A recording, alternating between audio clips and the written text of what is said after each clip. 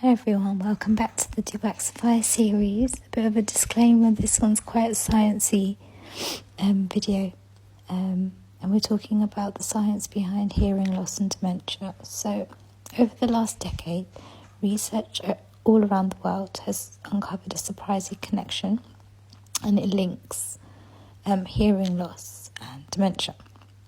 And today we're going beyond awareness into the science. What's the actual research behind the link and why it matters? So one of the most influential studies came from Johns Hopkins University.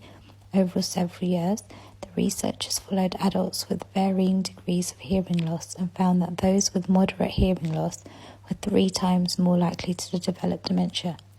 Those with a severe hearing loss were up to 5 times more likely. And it's not just one study. A 2020 report from the Lancet Commission on Dementia Prevention identified hearing loss in midlife as the largest modifiable risk factor for developing dementia in later life. So let that sink in. More impactful than smoking, high blood pressure, or lack of exercise. It's absolutely huge. So what's the mechanism? Researchers believe that there are 3 main theories. So it's the cognitive load hypothesis, which is that your brain has to constantly work harder to understand speech, especially in noisy environments. So it has less energy left over for memory and thinking.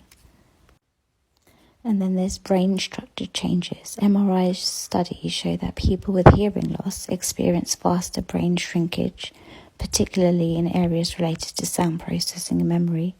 And then finally, social isolation. Hearing loss often leads to social withdrawal, and social isolation is a well-documented risk factor for dementia. So it's not just about ears, it's about how hearing shapes the way we engage, think, and connect. The takeaway is simple. Addressing hearing loss isn't just about hearing better, it's about protecting your brain. That might mean regular hearing checks, removing blockages like earwax, or recognizing where conversations start to feel more tiring than they should. The earlier the hearing issues are identified, the better your brain can adapt, and the more you preserve cognitive health over time.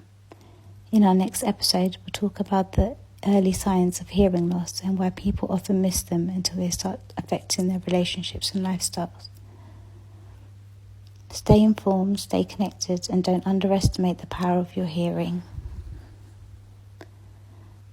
Thanks for watching and for listening.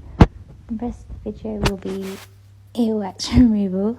You can see it's quite a stubborn one compared to the ones that you've seen in the series. So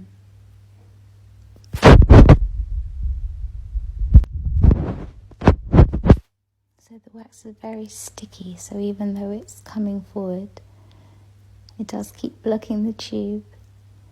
You can see it's just coming down, and there we have it. That's the whole block coming out in a solid piece.